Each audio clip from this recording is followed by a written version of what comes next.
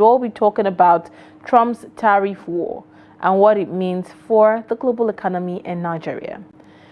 The U.S. trade volume reached approximately $6.2 trillion globally in 2022, with Africa accounting for about $85 billion of that total.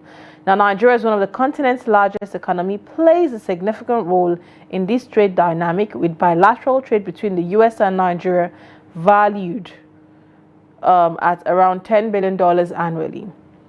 Now, what does this tariff war mean for Nigeria? The imposition of a 14% tariff for Nigerian exports to the U.S.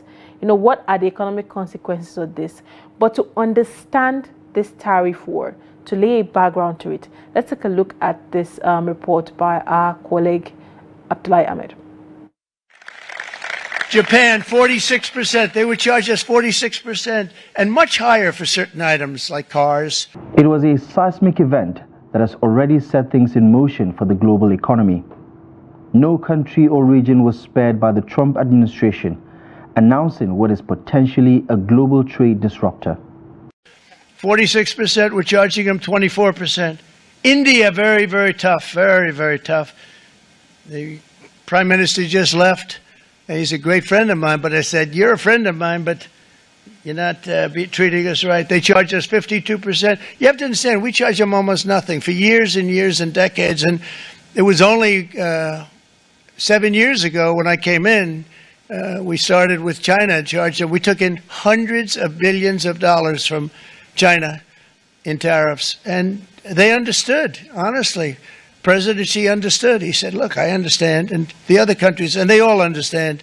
European Commission President Ursula von der Leyen called the tariffs a major blow to the world economy, warning of uncertainty, spiraling, and millions of people suffering. The European Union, which faces a 20% tariff, is already preparing countermeasures. I know that many of you feel let down by our oldest ally. Yes, we must brace for the impact that this will inevitably have. Europe has everything it needs to make it through the storm. We are in this together. If you take on one of us, you take on all of us. So we will stand together and stand up for each other. Our unity is our strength. Europe has the largest single market in the world, 450 million consumers. That is our safe harbor in tumultuous times. Across the world, Taiwan with 32%, South Korea with 25%, Japan 24%, Thailand 36%, and Israel at 17% are all feeling the heat, with many calling the move unfair and a threat to free trade. Even Trump's allies like Italy's Giorgia Meloni have criticized the decision, while France has declared itself ready for this trade war. Nobody wins in a trade war.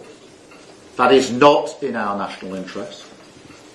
We have a fair and balanced trade relationship with the US, negotiations on an economic prosperity deal, one that strengthens our existing trading relationship. They continue, and we will fight for the best deal for Britain. Nonetheless, I want to be clear. I will only strike a deal if it is in our national interest, and if it is the right thing to do for the security of working people, protects the pound in their pocket that they work so hard to earn for their families. That is my priority. That is always my priority. So today marks a new stage in our preparations. We have a range of levers at our disposal, and we will continue our work with businesses across the country to discuss their assessment of the options. As I say, our intention remains to secure a deal, but nothing is off the table. While the White House insists that these tariffs mirror existing levies imposed on U.S. goods, critics argue they could hurt American businesses and consumers, drive up prices, and weaken global economic ties. With the EU, China, and others preparing retaliation, the question now is whether Trump's trade gamble will strengthen U.S. industries or backfire, dragging the world into economic turmoil. Abdullahi Ahmed, Trust TV News, Abuja. All right. I hope I've given you a background that's that. And in all of this, Nigeria was also affected because we had an imposition of 14% tariff on Nigerian exports. Agriculture, Nigerian agricultural exports such as cocoa and cashew nut may face higher tariffs, making them less competitive in the U.S. market. Thereby, farmers might be affected. And our manufacturing sector, particularly textile and leather goods, may also be affected, leading to potential job losses and economic instability. The energy sector has its own role to play as well. But joining me this morning via Zoom to dissect these complex issues is Professor Abdullahi Bashir of the University of Abuja, a renowned public affairs commentator. Thank you so much for joining us, Professor. Thank you. Good morning. Good morning, Nigerians. Good morning. So, what's your take on this Trump's move of the tariff, imposition on several countries, especially Nigeria? Okay. First of all, it is a campaign promise, which Trump said the U.S. have been taken advantage of by many countries, and in his own view, the way to fight back is to impose tariff on virtually all countries that are doing business with the U.S.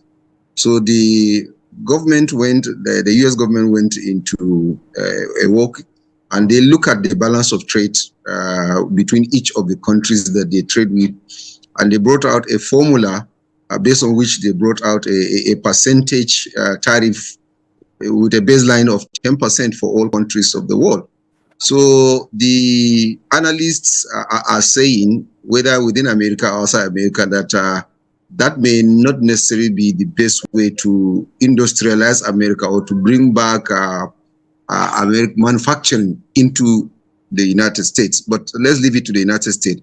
But globally, this is an issue that is likely to promote or to provoke global economic recession, being that the United States is the leading economy in the world, and it has significance in the world of economy, in the economy and the global finance. All right. For Nigeria, you can see the percentage is not much, but it's pretty significant because of our export with the United States is not so huge, but it's significant because of the value of the dollar. And especially in the case of agricultural goods, the large number of people that are employed in the sector or that are relying on that sector, they are going to be affected. Already, the coming of Trump has also brought some changes, like supports that the United States government used to offer in terms of welfare, health issues through the USAID. Humanitarian services have already been cut off. So all these are challenges that the world and Africa will have to go through. All right. It's pretty important. All right. Do you see this as a purely economic move, or it carries a certain level of geopolitical undertone, knowing Trump's personality? Yes, it is not purely economic move, although it's not purely economy, but because if you look at the very small island, not so well, it's like you want to kill off Lesotho. In the case of South Africa, we know the politics, the global politics within America and even internationally of how Trump wants to bully South Africa. You are not surprised, and how South Africa is becoming closer to Russia and to other countries, which of course the U.S. president will not like. So there is a lot of politics in it. Obviously, it's like initially it was China that they want to fight with the tariff, but later they want to fight virtually people that economies that they feel that are taking advantage of the United States. So generally, it is trying to make America an isolationist economy or an isolationist country, and that is the danger. United States was isolationist before, and the consequences were not so great. So the whole move is politically motivated more than economically motivated, even though the two are tied together. All right. Now, given Nigeria's reliance on crude oil exports, especially to the U.S., how bad is it for what economic concerns and risk do you foresee with this tariff increase? Well, as for crude oil, United States does not now buy much of Nigeria's crude. So Nigeria is not so exposed to the crude oil, because if you can see, they have ramped up their own production of crude oil, and then the American oil industry do not necessarily, but on the other way around, refineries like Dangote buy American crude sometimes, and they also export refined product also to American to American companies. So this is the other way around. So that's why it will have an impact. So maybe that may have informed the relatively 14% tariff on Nigeria, because they may have looked at some of the things that Nigeria also buy from the United States. So our trade exposure is not so high, but because of our our economy is underperforming, we are vulnerable. And because of the influence of the dollar at the international currency, which we so much rely on, so we are vulnerable to the US influence. So that is that angle. But trade-wise, our trade is not so high with the United States. But if you look at the impact of the United States globally, wherever the United States moves, that's where the global economy moves. And that's why there is a fear of global economic recession coming because of this policy. And that affects even those who do business with the United States and those who don't, because industries will produce less, there will be less demand, there will be less employment, etc., etc. So there is a spiral effect, which is more the less negative. And the unfortunate thing is that many analysts, even within the United States, think that this is not the best way to bring manufacturing back to America, that it's a very costly way, and the American purchasers will even pay more. So even those countries that export to America, because of the purchasing power of Americans will be weak, they may not even be able to buy, so demand will be very low. So it's a whole negative scenario. Oh, so you're saying there's no positive to it. But now, some are arguing that the US is doing this to protect its domestic industries. Like you said, wanting to boost manufacturing there in the US. As a nation, Nigeria, do you think Nigeria has done enough to protect its own domestic industries? Well, to be honest, Nigeria has not also protected its domestic industry. We've seen, especially this time around, not with the United States, but with China and some countries, we've seen a lot of cases of our industries becoming vulnerable to cheap imports from China and from Southeast Asian countries. We've also seen there is a complaint of higher taxation, where there are also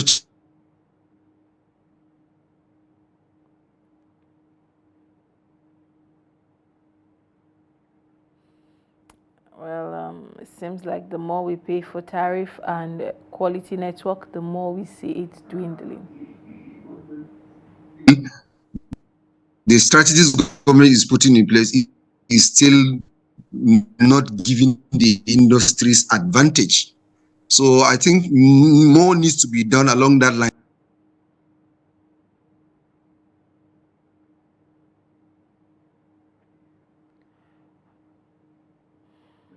Yes, I can hear you. Go ahead.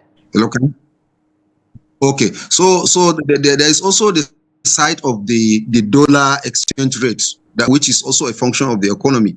The dollar used to be some few hundreds before, now it's 1,000 and a half. So you can see all this, and most of the critical components for manufacturing are sourced abroad and in dollar terms. So our manufacturing industries are having very difficult time, sourcing the money, doing the production, meeting up all these tax obligations, meeting up all these infrastructure challenges in order to produce and even to compete with neighboring countries. So the real challenge for our industries is not even the tariff. It is even inwards looking challenges that we battle with day to day: electricity, road, security, infrastructure, taxation, and other levies. So these are the battle for manufacturing in Nigeria, which is quite different from that of the US. Indeed, at this point, I'm glad you touched on, it's an inward look and a battle for manufacturing in Nigeria. So is this the wake-up call Nigeria needs to diversify its economy beyond just importing for self-sustenance and exporting crude, which we're still dependent on for the economy? Should this be a wake-up call, for Nigeria to really, really diversify and invest in its economy?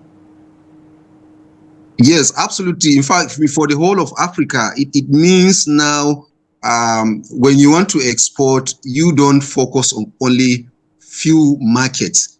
You diversify to EU, to Asia, to United States, to South America, so that when one side of the world is becoming crisis-ridden, you have other sides to fall on.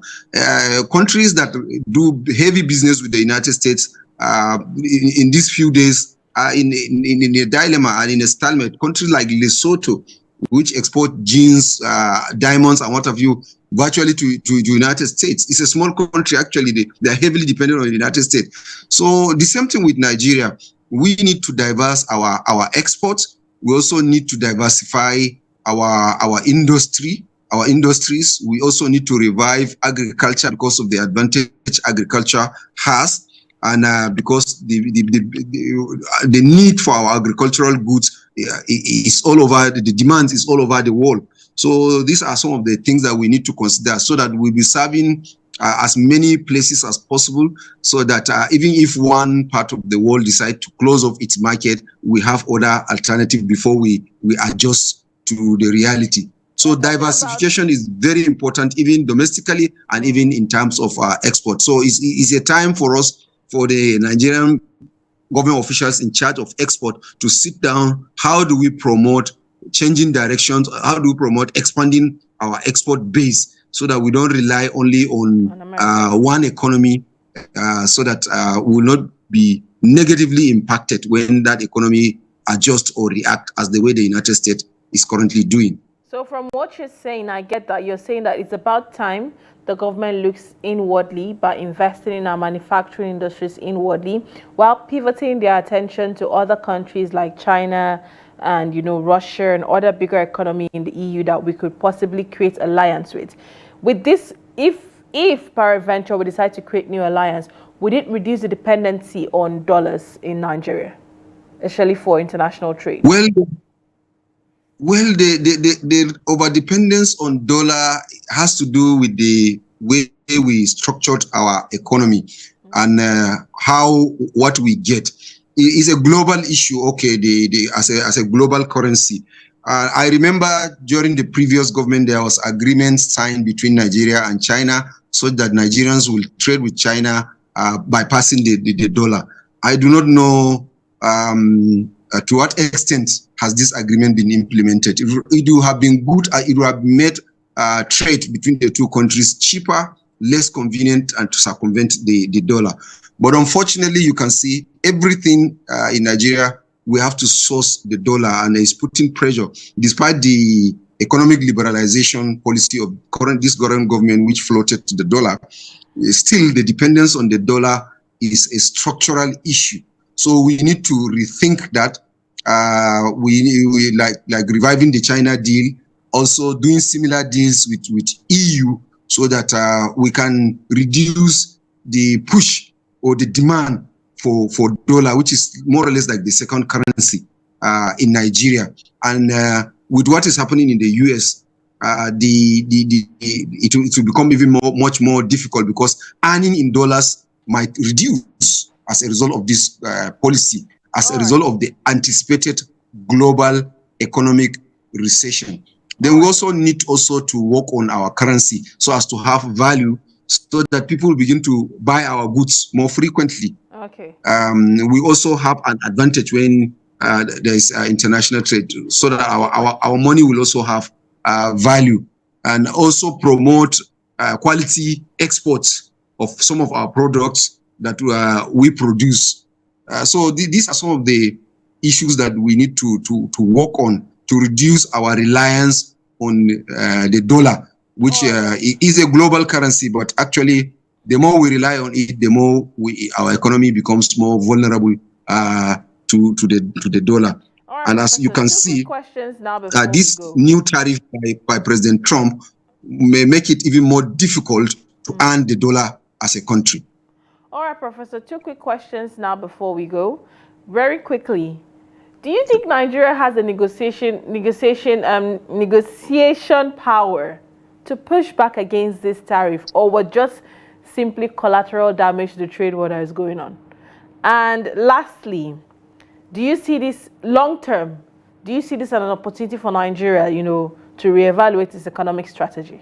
A lot of the things that Nigeria depend on the US in technology, in mining, in many areas. So we can use that as a leverage. There's a negotiating point that maybe the government of the US will listen and before thinking of what to do. So negotiation is the best way instead of the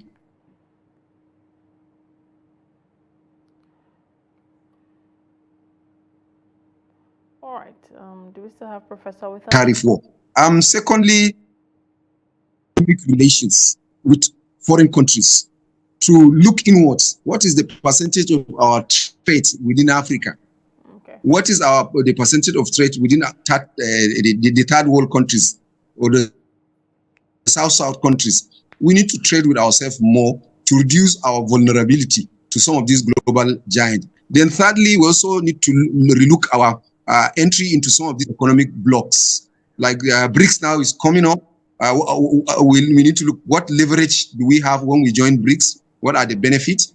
What about ECOWAS? How do we strengthen ECOWAS so that we'll do more of our trade with ECOWAS, etc., etc. So we need to re-strategize. This is a point for us as a country, our businesses, our policymakers to need to sit down to say, okay, this is the new global reality. Large nations are looking inwards. What do we do? How do we also look inward while maximizing the benefit of international trade? All right. Thank you very much, Professor. It's been a very, very informative segment with you this morning. Thank you so much for taking out time to join us on our discussion segment this morning. Yeah, you're welcome. Thank you. Good morning. All right, if you were just joining us, that was Professor Abdullahi Bashir of the University of Abuja and a renowned public affairs commentator there. And we're talking about Trump's tariff war that has affected different countries, including Nigeria. We're looking at the global, how it's affecting the global economy, where Nigeria stands, and how Nigeria can leverage on this to look inwards and build a nation. And it's not just Nigeria, Africa as a whole. These countries, these bigger countries are beginning to show that, okay, we don't think we need you as much as you would think we do need you, and you people should start looking at building yourself and not waiting for us to give you the resources to. So it's about time, like he said, for African countries to come and look at how they can make use of BRICS and ECOWAS and all other unions to make sure they boost trade and investment and development within themselves, which is very important. Well, we've come to the end of this segment, so we're going on a quick break. When we get back, we'll be looking at stories that made it to the front pages of our dailies. Do stay tuned. We'll be right back.